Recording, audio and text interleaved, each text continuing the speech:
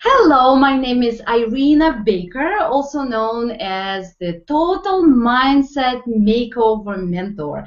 And I'm here today with my Google Hangout, actually doing something different. Because usually I talk to my clients who share how they benefited from working with me, and also I do a lot of teaching. But now we decided to do something different with a wonderful woman, a lady I've met recently at one of the amazing training events. And her name is Patricia Farrell, and she's going to interview me. And we both started talking about what she does and what I do. And we decided that with collaborating with each other, we will give great benefit to people who will listen and watch this handout. So, hi, Patricia. Hello, Irina, and thank you for letting me come on your Google Hangout today. I appreciate you giving me a platform to feature you because in my business, I have a lingerie company called Satin Silhouettes, and I like to talk about women who are starlets. And when I met you, as I shared with you, I immediately thought you were definitely a starlet because you had a wonderful sense of personal style. And then when I found out more about you and what you did and a little bit more about your personal story, I really wanted to do a Google Hangout with you and share your story with my starlets as well as your audience, because I know you spend a lot of time helping your clients and they probably don't know all about you. So I kind of wanted to feature you today as the starlet of the hour and share your story with people out there who could benefit from not only your story but what you do and the services that you provide. So if you're ready, we will just, ready, set, camera, action, go, as they say in Hollywood. I just want to talk with you about, your story, a little bit about how you became inspired to do what you're doing now. Can you share a little bit about that story with us? Of course, I will, and I always start my story with the fact that I was born and raised in Russia, and in Russia, I think today our Google Hangout is more for women because we both work mainly with women, even though men come to me, and your lingerie store obviously will be, if I'm not mistaken, mostly catered to women. So today I'm going to talk from the woman's perspective and for women directly. No offense to any man who is going to watch it. We love you, right? And so in Russia, women are, well, we all strive to be beautiful. We all strive to, as I think women everywhere, we all strive to be well dressed and we take care of ourselves. But at the same time, I believe because a lot of women, if you start talking to women in Russia, they will start telling you how hard life in Russia is and how hard, at least used to be when I was there. 19 years I've been here in this country.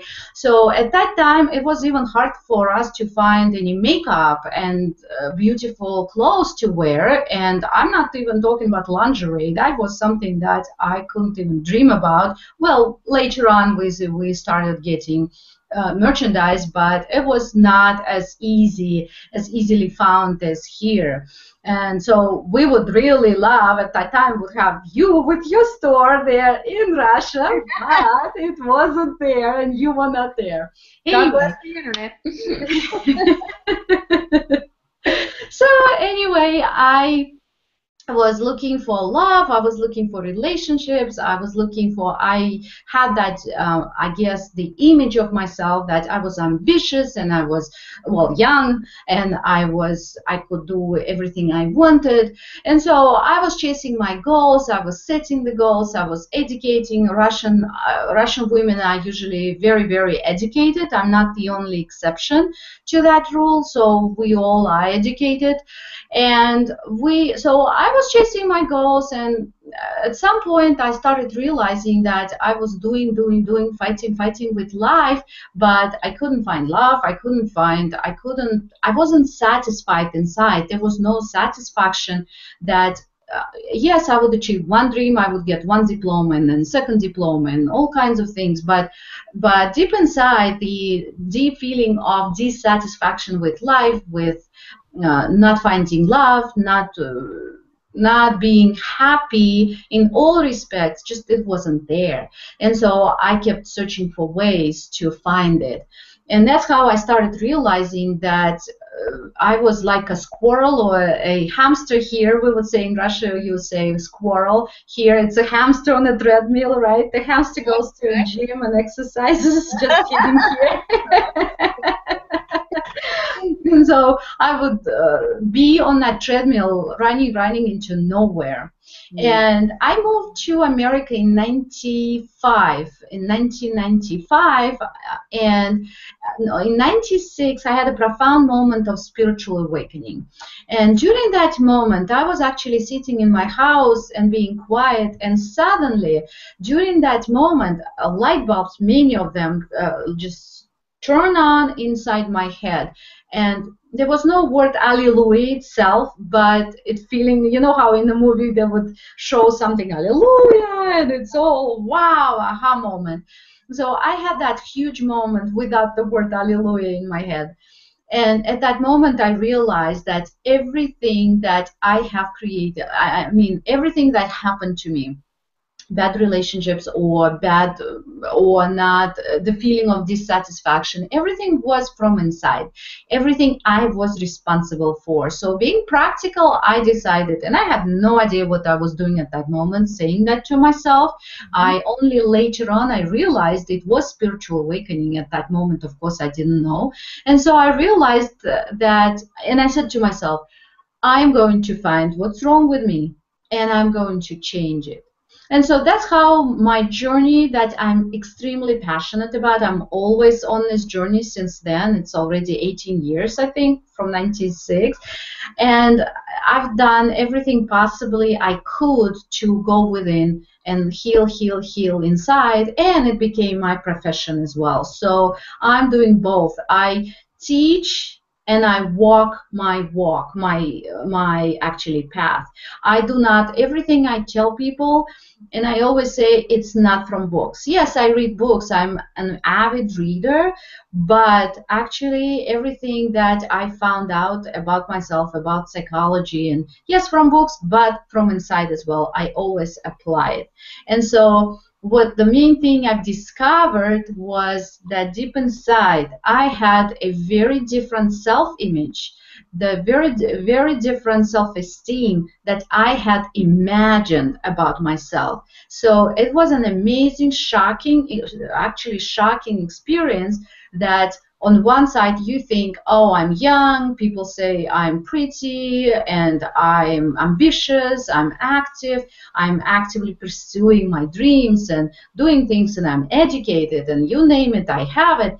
But deep inside, in a deep subconscious mind, I actually had the very opposite self-esteem. Right. Low, very unworthy feeling. And the self-image was absolutely not good. So from there, all my problems have spanned, but I had no idea. And now I know when I talk to people, I work with numerous clients, they have no idea that how important. We all hear the words, but everybody thinks they're fine because they have that knowledge about themselves. They think they have that picture that they have created, but deep inside the picture could be very different.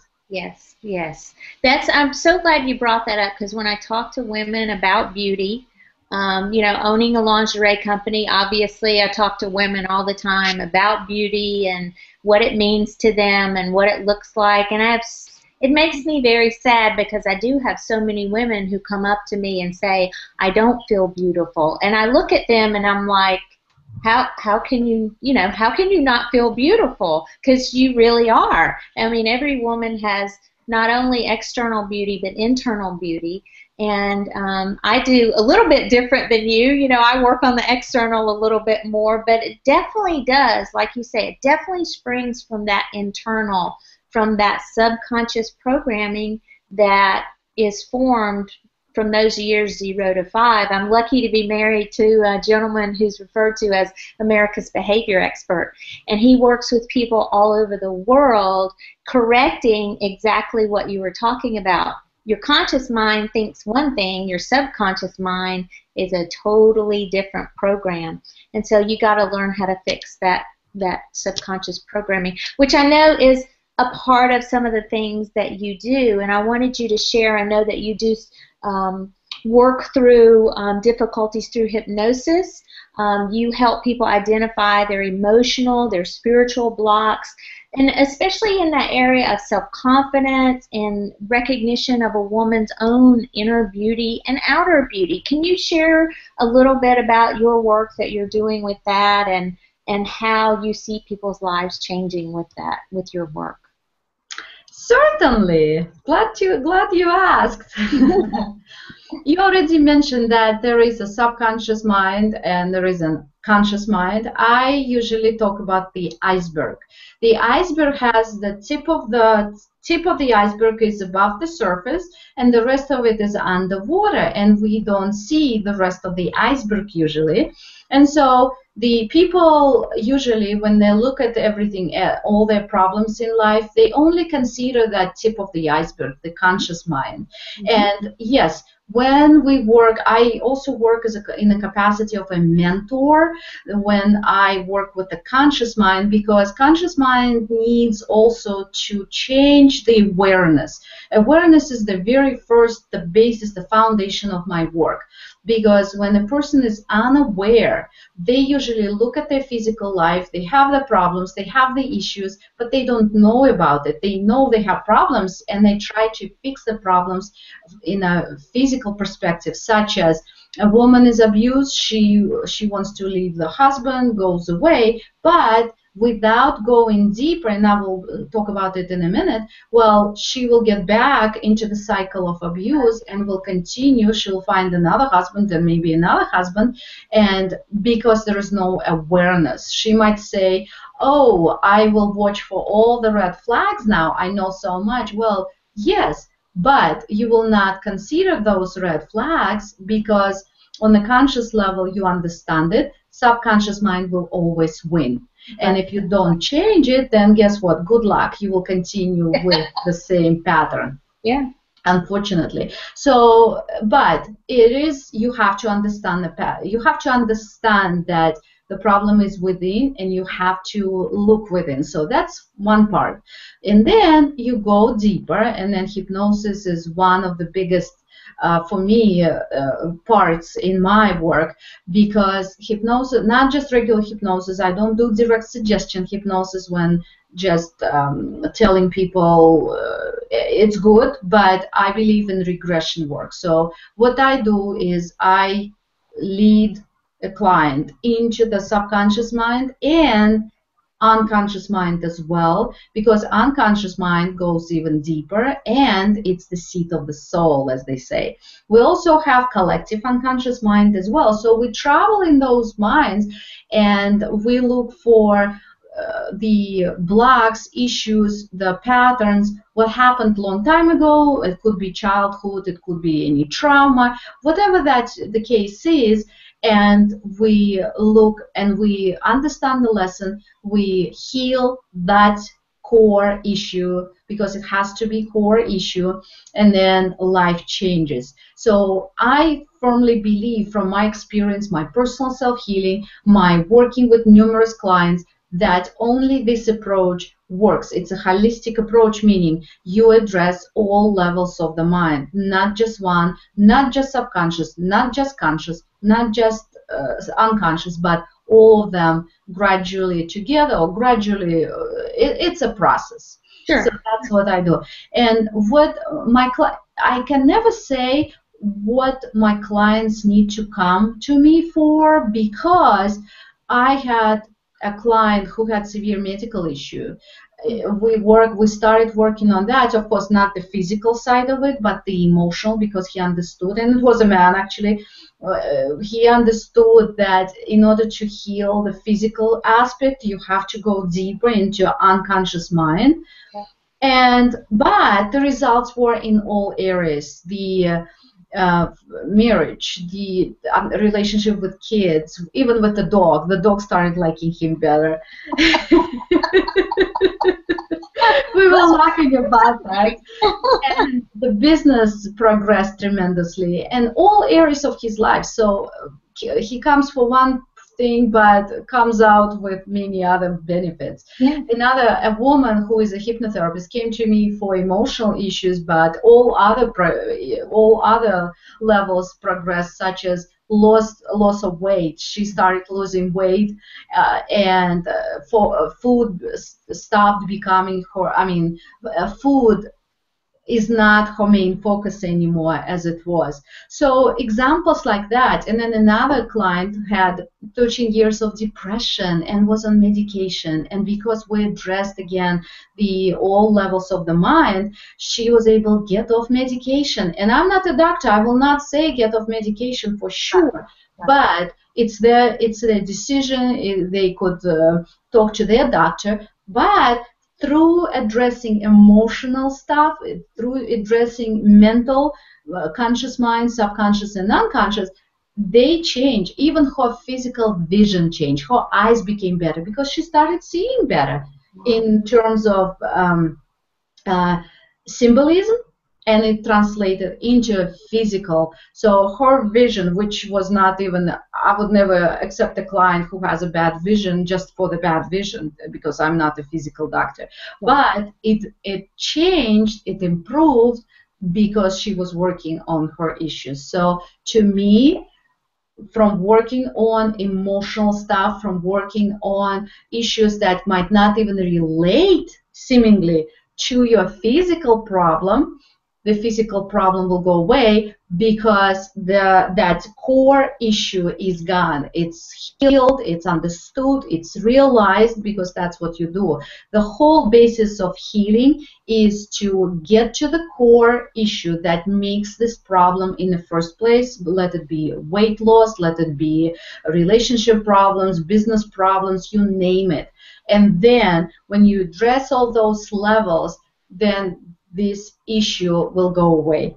That's amazing. That's amazing. You know, I've done a lot of reading about subconscious programming and working with my husband, and thoughts really are the most powerful thing.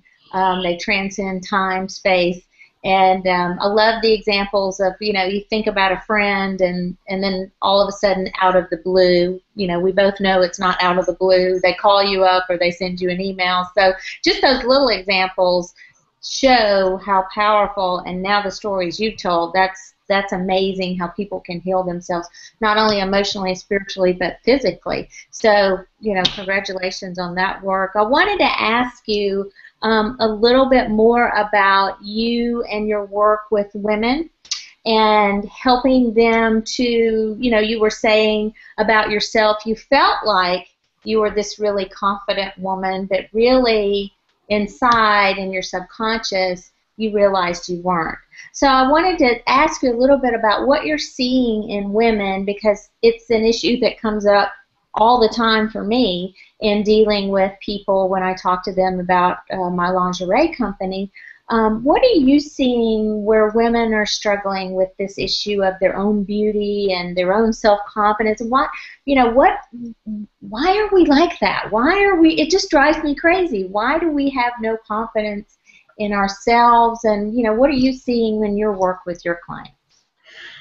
Patricia, this is an amazing question, and I would like to spend 10 hours answering it because there is so much I can tell about it. So I will try to keep my mouth as shut as possible because it's real. I'm passionate about it. Yes, me too. So Yeah. So the first thing we already said, it's physical, like you said, physicality. It's Mm-hmm. not accepting yourself, your physicality, and for many, many women, even for those, and I want people who listen pay attention here because even for those who don't have children yet or maybe at all, being a mother. So a lot of women, even those who are not, they think I'm a great mother, but deep inside, a lot of times there is some issue from long time ago that I'm a bad mother. So that's one part. But all of our problems come from not accepting ourselves. And a lot of times also people don't realize one thing. We are spiritual beings. We're not physical beings. In other words, as you know, right? The soul comes and soul comes into physical body, and physical body, when we die we shed, but we don't die, we continue on. So the soul comes, not the whole soul but part of it. So light comes inside, whatever you believe is the consciousness comes inside, and so we are comprised not only the physical body but something else. But there's something else. It's for it, and I will call it soul. For what people believe in different things. So for the soul, it's very hard to be in a physical body. It's hard because it's heavy. The physical body is much heavier than the light. It's so heavy that, and it's constrained. It's not, you cannot fly, you cannot go anywhere you want to. So it's a very different feeling. So while we are on earth, it comes from deep, deep spiritual issues, not only just physical. Oh yeah, I'm not accepting my body, but it goes much deeper. Yeah. And when we not, another part is we are the worst critics of ourselves, and because we have so many so much past, so many traumas, any kind of trauma, especially sexual abuse. For example, if a woman, and we know how prevalent this crime is in our society or generally on earth. So I will talk about sexual abuse here. So a woman or and a man for the same reason, but I'm talking about women. So a woman is going through sexual abuse as a child, and then later, and because of that, the whole psyche just changes. The whole psyche is so traumatized that the woman stopped accepting herself, the child starts accepting herself as a human being, as a spiritual being, you name it. But we don't remember about it. It's all happening subconsciously. It's suppressed because nobody will understand you. As a child, you cannot even express it. You don't think about it consciously. But subconsciously, everything is happening. The thought process is happening. Those thoughts are being suppressed, and the low self-image is born. And so going through years of not being understood, not being loved enough. For example, our Russian culture did not have, and I don't want to say now again because I don't know how they live now, but when I was growing up, my mom loved me to death. She loved me unconditionally. But she never ever, and my father especially too, they never expressed their love to me. They never would say, I love you. We as women expected, and I can say it in general terms because that's what we believed in, a man supposed to tell you I love you one time only in your life, just before he wants to propose to you or before whatever. So he would say it and then he'll shut up. I don't even use these words usually, but he will shut up and not say I love you anymore. So that was our beliefs. And so you are not, I've been always a good student. I've been always uh, doing great and not being rebellious or anything, but I would never get praise. I would never, my mom would be proud to go to school for conferences, but teacher parent conferences, but she would never tell me how proud she was, or my father would never talk to me about it. So I had to figure out myself, and to me, I was not very good. And so then the music school, I was in two schools at the same time, and music school was something that I'm not good at. I'm not good at music. I cannot sing. I can dance, but I cannot sing. And but I had to stay in that school because my parents put me there. And for many years, I was not good, and nobody would tell me otherwise. So guess what? The self-image would perpetuate itself. I'm not good. I'm not worthy. I'm whatever. And so obviously you come up with self-defense. You somehow create that image you're fine, but deep inside you're not. And as long as when you understand, realize it, and really look at yourself, because I usually tell my clients and my students, you have to be brutally honest with yourself. Yes. If you're not brutally honest with yourself and you're not realizing that the problem is inside of you and what the problem really is, nothing will change. Right. Like an alcoholic. Yeah. Yeah. Yeah. It's a big problem with women, and I'm really happy to hear that you're getting to the root of it, because I think a lot of women sort of self-medicate through, shopping or girlfriends' weekends, and they never really stop and get quiet and look at themselves and say, why am I doing these things? And I'm thrilled to hear that you're doing that with women. I wanted to talk a little bit about with you when I first met you and how impressed I was with you, because you, to me, were everything that you described yourself in the beginning of our conversation. You definitely were very ambitious and very motivated, very intelligent. You've already taught me about doing Google Hangouts, which I'm so grateful for. And you had just an amazing sense of style that was all your own. And I'd love to see women who are not afraid to wear what they want to wear, no matter what the fashion is, no matter what the trends are. You had some amazing pieces of clothing that were very elegant and just really caught my eye. So I wanted you to talk a little bit about it. I know you shared with us about how when you were growing up, beautiful clothing was actually hard to find. Makeup was hard to find in Russia. Tell me how you kind of went along your path to say, this is going to be my style, and this is what I like, and these are my influences, and just a little bit of that story. I was smiling when you told me about me, how you described me right now, because I never thought about it, and I never thought my style or not my style. So you coming from positions, almost scientific positions, to me, in my opinion. And right away, it brought me back to Russia, actually. I guess I was lucky only in this respect about growing in Russia, that the Russian culture is very formal. So we didn't have much. We didn't have much to show for. We didn't have cars. We didn't have much money. We didn't have many things. So for us to express ourselves was to express through our clothing, and we didn't have many pieces of clothing either. I remember I started my first university with 2 dresses. I only had 2 dresses in my wardrobe, and both of them were navy blue color. Until now, I do not like navy blue color. In fact, I'm wearing blue right now, which is very rare for me to wear. So I guess I was intuitively thinking somehow I just chose this garment.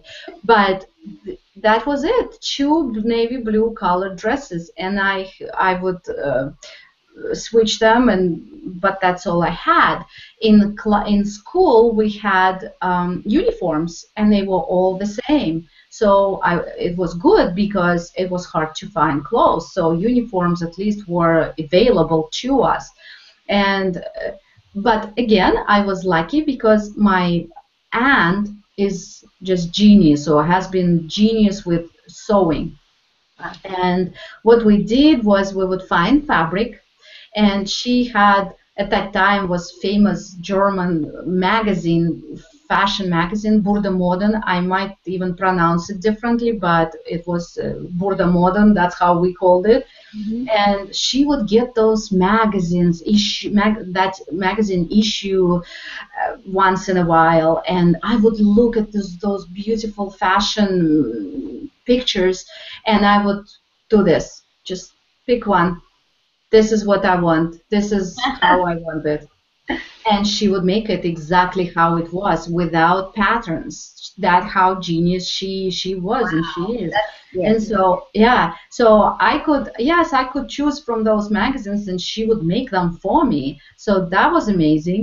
And then I started designing myself, and I never would call myself a designer, and never was interesting, but I had to because I had fabric and I needed to do something about this fabric. So I would come up with parts from here, part from there, from that magazine, and put it all together. And then I started already, I've done it so much that over the years, so I started putting my own sort of design, and she would make them for me. So that's how I continued. And also, maybe it's in our genes because my mom has always been, she didn't have many clothes, but she's always been elegant and classy. So that's what we valued in our household, elegant and classy. And she would always teach me, you'd rather have one dress, well, literally in Russia. Literally did. Yes. But it would be more expensive. It would be expensive dress versus several cheap dresses. Yes. And so since then, I've been following this pattern. I'd rather prefer quality, maybe fewer items, because a lot of women would buy many, many T-shirts, many, so many, but they all just Right. not nice. Didn't last. Yeah. But that's their style, and my style is to have something quality. That's why I love my Dillards. I go to Dillards, and everything I wear is Dillards. Some other stores, but Dillards is my main place. So to me, that's quality, and then quantity is the secondary. So that's my story. Great, great. I talk to a lot of women who are on very limited budgets, whether they're, single moms that have kids to support, and they're always questioning me, Patricia, how can I look elegant on a budget? When I only have $20 to spend for an outfit to wear to work. And I tell them, go to the thrift stores, go to those places because you can find such wonderful things. And much like you did, look at fashions and copy. How can you achieve the look but not pay the money for it? And it works great for me. I've done it all my life, and because I've been in some tough places as a single mom financially, and you can find beautiful things in inexpensive places. And Exactly. and you The same Dillard's, sorry, the same Dillard's has a clearance center, or it has tremendous clearances when you go there and you just get 65% off, which I really like as everybody else. And so you can definitely, and what else is manifesting? I believe in manifesting. Some people don't even know what that means, Mhm. but we create our life ourselves, and that's what I teach everybody. And so if you decide that you want to wear something and you put your mind into it, you will create it. It will come to you. Like make space in the closet for it, get ready for that new outfit to come and those new shoes or that new car, and make this, or the new man sleep on one side of the bed, right? And Right. it does And it. I intuitively find sales, and I brag about it specifically because I believe the more you talk about it, the more you develop your gift. Mhm. So I have a gift now for finding clearances or sales. Let's say I'm driving somewhere and suddenly I have an intuitive feeling, which I don't shop very often. I have full closet, I don't need, so I don't shop very often. But sometimes I just have this feeling, oh, I need to stop by. And when I go there, there will be clearance for sure. In fact, I would like to tell you very quickly, the story came to me. many years ago, I was working at the college, and I knew we were moving to another state, California at that time, and I needed a couple of new outfits for an interview for a job. But I was thinking to get the job, so I was sitting at my desk preparing for a classroom setting, whatever that I was doing. Suddenly, I had the strong desire. I was on break, so I could do it. I had a strong desire to go to Dillard's. And so the mall was nearby, and I ran to the mall, and I ran through the mall, all of it. It was amazing. So entered Dillard's without thinking, without just having break time, limited time, and there it was, a rack, empty rack. You know how sometimes salespeople prepare racks for something, they leave them for no reason or on our side. So there was a rack, and I entered that place, and it was in between departments. It was in the middle, and there was one outfit that was my color, my size, and it was $300 outfit, $45. Wow. Wow. So I knew it was for me. I just got it intuitively, and I got it. And this outfit brought me job and brought me all kinds of things later on. And I love that people always compliment me on that. And after that, I went to a store, to a department and looked more, and I found the second outfit, not as high sale, but still it was $300 suit for 125, I think, 420. That was nice. Yeah, you're gonna have to teach me that skill. That's a good skill to have. Exactly. I'm cultivating it. Yeah. There we go. Let's talk a little bit about, I know that you and I, before we started our Google Hangout and getting to know each other, we talked a little bit about pampering ourselves, which I think a lot of women today, obviously you are very ambitious and driven and very intelligent. You have multiple degrees, which is amazing to me. And I wanted to find out, because you have somewhat of a different perspective on pampering. Most people think, it's getting their nails done or maybe getting a pedicure, but you and I were kind of chatting about some different ways to pamper not only your body, but a little bit about your emotions and your spiritual side. And I wanted to see if you could share with my starlets a little bit about that. Sure. And the first thing I would say, surround yourself with beauty. That's the main thing that we women need to remember about, because we forget we give so much. We take care of our children, we take care of our husbands and so forth, but we need to remember that. And another thing, interesting thing, some women think that and I'm very spiritual, right? I consider myself spiritually developed, and some people think that if I'm spiritual, then I don't need to care about my outside, my physical side. I could be I could walk without brushing my hair, or my hair could be just all crazy, and because I'm so good inside, I'm so confident that I don't need it. To me, we have both. We came here to learn about physical side and spirit. We're already spiritual side, so we need to learn about physical. So it is important to surround ourselves with physical beauty. And that's why I always have flowers with me. I always buy flowers, and now I have a 4-year-old child, and she wants flowers for herself, so she picks flowers for herself at the store.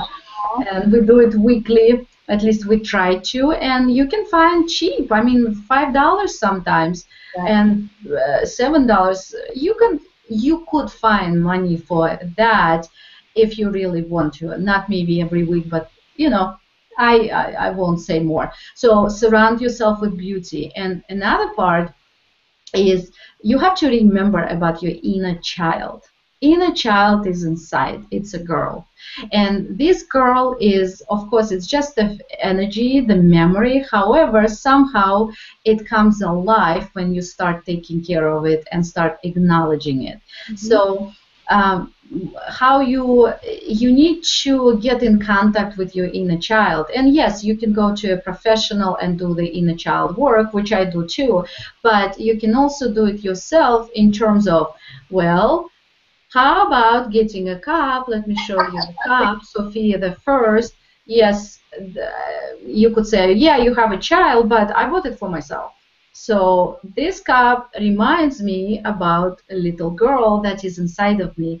She was before not a princess, and she was a peasant in a village, according to the movie, and she overnight became a princess. Well, symbolically, what does it mean to me? Well, from low self-esteem, from unworthy state into the royalty inside. And royalty just simply means to me, again, symbolically, I look at things symbolically. And so to me, that I am a princess, and what does that mean? I just have good self-esteem, high self-esteem. So if you remind yourself, another part is, why not to wear a tiara? And I have two tiaras. One is from Russia, actually. It sparkles, very sparkly when you have special light. And this tiara, I don't know how I look at it, but who cares? Because I am in tiara. I am actually reminding myself, and my child inside is playing because I feel, how do you, when you wear tiara, right away your back will straighten because it's just, even we're talking about, what did you do right now? You straightened up, yeah, I did. Got me. I got you. Yes, I'll have the lipstick pin. And so this, this is just a playful little thing, and it lays on my desk. And it's great. I mean, it's great to just have fun and not be so serious all the time. That's right. I mean, laughter is such a powerful. Oh, she's bringing out the big guns now. Look at her. we have power inside. Yes. And who knows how that power feels like, who can tangibly take it, right? And everybody talks about it. Nobody knows what that means. Really, ask everybody, what does it mean? But this is magic wand of light to me. And what that means is, let me show you here. And what that means is, it's just, again, symbolism that I'm responsible, I have that power, and I can surround myself with beauty and create things in my life. But I have to take care of myself first, and I have to take care of that inner child within me. So when you don't do that, that child is frozen. No matter how you dress yourself nicely and everything, well, deep inside it will not match. Sometimes, you look at a beautiful person and don't see the love. You just see frozen expression, right? We've seen it all, both sides. So it has to be balanced. It has to be balanced between the physical side and the spiritual side and the inside. Without it, you won't be happy. Well, that's great. I don't think I can top that, so I'm going to have to stop there because you pulled out the tiara and the wand on me. So I think it's all downhill from there if we go anywhere else. Thank you so much, Irina. You've been a wonderful, wonderful interview. And I know that you have some free gifts to offer to our listeners on the Google Hangout today. And so I wanted, especially my starlets that I'm going to be sharing this Google Hangout with, I wanted them to know how to get in touch with you and be able to access your wisdom and your training and your services. So could you just share with our audience how people can get in touch with you and get your free gifts? Absolutely, Patricia. The two gifts I would like to offer today. The first one, you can see it on my little lower third, it's called. Claim your free video training, which is for people who want to learn how to manifest. Because if you want that dress, if you want that piece of clothing that you really dream about, then you can always manifest it, and it's actually easy. And so what you do is you take specific steps and you do it mentally. You don't have to work hard for it. It will come into your life by itself after you are ready to accept it. And so if you would like to hear the steps, what you need to do, I have a free 7-day video training that trains you specifically to do that. Take the steps how to manifest from smallest dreams to the biggest dreams. It's called Dream Manifesting Formula, the step-by-step guide to achieving your goals, big and small. So you can manifest a huge house, which I've done, or you can manifest little things that are very important for you. And the second gift I would like to offer, I'm sorry. So to get to claim that free gift, you need to go to dreammanifestingformula.com and you will start receiving the 7 days of videos. There will be 7 videos. And the second gift I would like to mention, if you have a challenge, if you have an issue that you understand that you need to go within and work within, then you could come to me and have a complimentary awareness shifting discovery session where we will find out where you are, where you want to be, and the best strategic way to get there. And so if you feel that you will benefit by that, go to irinabaker.com. irinabaker.com. You can misspell it, that's fine. So it's IRINA, but you can misspell it, baker.com. And click on Discovery Session tab and fill out an application. And so these are my 2 gifts for your beautiful starlets, and I hope they will they will take advantage of them. Thank you. Well, thank you so much, Irina, for your beautiful, sweet spirit and your wonderful, beautiful face that we've had the pleasure of looking at for the last 45 minutes or so, and just sharing information about inner beauty and confidence and how important it is. And thank you so much for spending time with me today. And of course, Patricia, I can't help myself that mention that you would not say these things to me, not notice these things, if you didn't have them yourself. So I do appreciate your beauty inside and out, and I really feel connected with you. And it's such a pleasure and blessing to be right now, to know you, to collaborate with you, and to have this interview. Well, we're going to do some more things together, you and I. So this is all of our starlets out there. This is not the last you're going to see of the power team here. So stay tuned. Thank you, Irina, and thank you to everyone who's been watching today. Thank you, everyone, and have a wonderful day. Goodbye. Goodbye.